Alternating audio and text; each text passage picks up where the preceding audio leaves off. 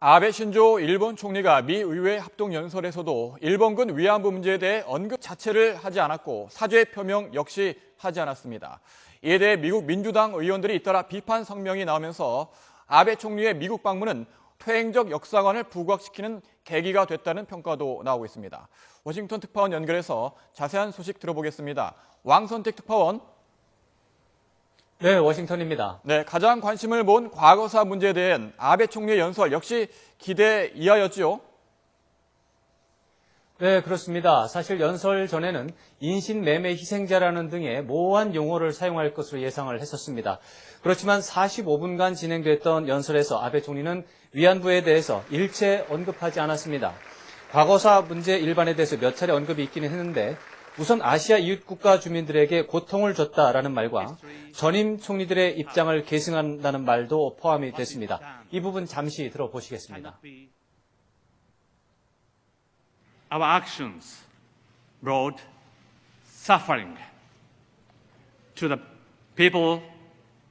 peoples in Asian countries. 네, 그러나 말씀드린 대로 위안부 문제에 대해서 전혀 언급하지 않았고 사죄도 역시 하지 않았습니다. 오히려 전쟁 중에는 여성 인권이 가장 극심하게 침해된다면서 앞으로 이런 일이 발생하지 않도록 우리 모두 노력해야 된다, 이렇게 말했습니다. 이 발언은 일본군 위안부 문제가 다른 나라에서도 발생하는 전쟁 사례와 크게 다르지 않기 때문에 일본만 유별나게 사과할 필요가 없다, 이런 입장을 내포하고 있는 것입니다. 반면에 미국에 대해서는 명확하게 유감을 표명해서 극명한 대조를 이뤘습니다. 사죄를 기대했던 사람들의 입장에서는 충격적이고 모호하게 언급할 것이라는 예상과 비교해서도 매우 실망스러운 연설이라고 할 수 있습니다. 네, 그렇군요. 아베 총리 연설에 대해서 미국 내에서 불만스럽다는 반응이 잇따라 나오고 있다고요?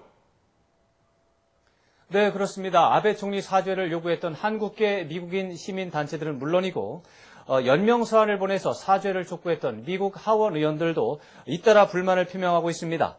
공화당에서 1명, 민주당에서 3명이 벌써 비난 성명을 발표를 했고 민주당 소속인 찰스 랭글 의원은 텔레비전에 나와서 비난 입장을 발표했습니다. 공화당에서 비난 성명을 발표한 사람은 지난 23일 아베 총리에게 연명서한을 보냈던 에드 로이스 하원 외교위원장입니다. 민주당의 마이크 혼다 하원 의원은 성명에서 아베 총리가 연설에서 위안부 범죄는 일본 군대가 조직적으로 저지른 만행인데도 사과를 하지 않았다면서 충격적이고 부끄럽다고 말했습니다. 미 하원 외교위원회 민주당 쪽 간사인 엘리엇 엥겔 의원도 성명을 냈는데요. 엥겔 의원은 아베 총리가 이전 총리들의 입장을 계승한다고 했지만 위안부 피해자인 이용수 할머니가 연설을 지켜보고 있는데도 사과를 하지 않았다면서 전쟁 범죄 행위에 대해서 좀 더 직접적으로 언급했어야 했다고 말했습니다.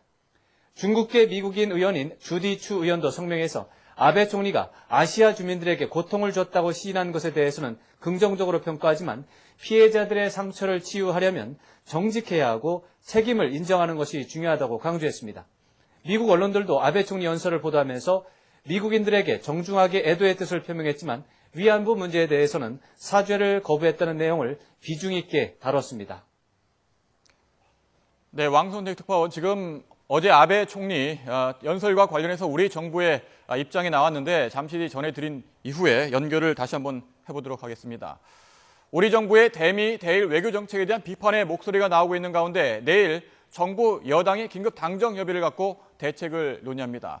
새누리당 유승민 원내대표와 윤병세 외교통상부 장관, 한민국 국방부 장관은 내일 아침 국회에서 긴급 당정 협의를 갖고 최근 논란이 되고 있는 대미, 대일 외교 정책의 방향에 대해서 집중 논의하기로 했습니다. 새누리당 유승민 원내대표는 오늘 아침 최고위원회의에서 새누리당은 대미, 대일 외교 관계에 대한 재점검 노력을 곧바로 착수하겠다고 강조했습니다. 유 원내대표는 그러면서 침략과 식민 지배에 대한 사죄가 거론조차 되지 않은 아베 총리의 미 상하원 합동연설은 강화된 미일 동맹과 중국 사이에서 한국의 생존 전략이 무엇인지 고민하게 되는 계기가 됐다고 덧붙였습니다.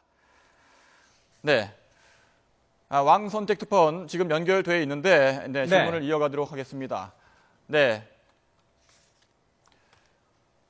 네, 어떻습니까? 지금 그 아베 총리 연설에 대해서 미국 내에서 비판의 목소리가 계속 나오고 있고 이후에도 민주당을 중심으로 입장이 나오고 있는데 어떻습니까? 이번 그 아베 총리 연설에 관련해서 미국 내에서조차 어떤 입장이 나오고 있는지, 이번 아베 총리의 연설은 계기로 이번 연설을 끝으로 해서 미국 일정이 마무리되고 있는데 아베 총리의 미국 방문을 한마디로 정리해 보자면 어떻게 평가를 할 수 있을까요? 네, 세 가지 방면으로 좀 정리를 한번 해보고 싶습니다. 외형적으로는 좀 화려했습니다. 그러나 내용적으로는 부담이 굉장히 컸던 것으로 평가가 되고요. 그리고 마지막으로 예상 외에 손실이 많았던, 아베 총리 입장에서 보면 예상 외에 손실이 많았던 일정이었다, 이렇게 볼 수가 있겠습니다. 외형적으로 화려했다는 것은 아베 총리가 국빈급 예우를 받았다는 것입니다. 그리고 일본 총리로는 사상 처음으로 미의회 합동연설을 하는 영광을 누렸다는 것입니다. 사실 한국 대통령은 임기 중에 한 번 정도는 국빈 방문을 보통 하고 합동연설도 벌써 한국의 경우는 6번이나 했습니다. 그렇지만 일본의 경우는 처음이기 때문에 파격적인 환대를 받았다, 이렇게 평가를 할 수 있습니다. 내용적으로 비용이 과도했다고 하는 것은 앞으로 TPP, 즉 환태평양 경제동반자 협정 협상에서 농산물과 자동차 분야에서 미국에 더 많이 개방을 해야 하는 부담을 졌다는 것이 일본 입장에서 보면 가장 큰 부담이 되겠습니다.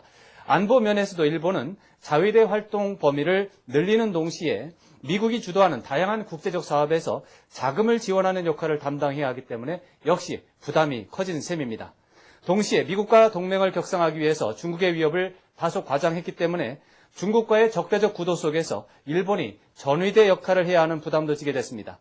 그리고 마지막으로 미의회 합동연설이 미국 여론 주도층에서 볼 때는 아베 총리의 퇴행적 역사관을 확인하는 기회가 됐다는 부분입니다. 미국 고위 관료들이나 정치인, 언론들은 이번 연설이 있기 전에는 한국과 일본에 대해서 둘 다 무조건적으로 양보하라, 이런 논조를 많이 보였습니다.